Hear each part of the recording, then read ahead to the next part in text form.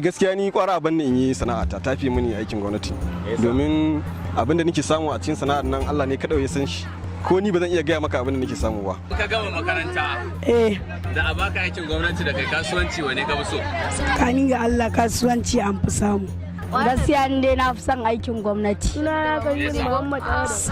saboda aikin gwamnati shine nan kamar soja haka wanda zaka je ka taimaki kasarka. Da kai aikin gwamnati da kai kasuwanci wane ka fi so? Gaskiya na fi so in yi kasuwanci saboda kasuwanci ya fi riba.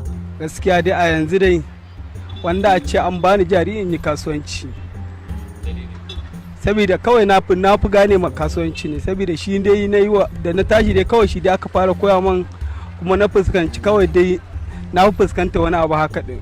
Gaskiya ni a ra'ayina gwara a bani aikin gwamnati saboda aikin gwamnati ko na tsufa na girma zan dinga karɓar fansho kawai shine ra'ayina.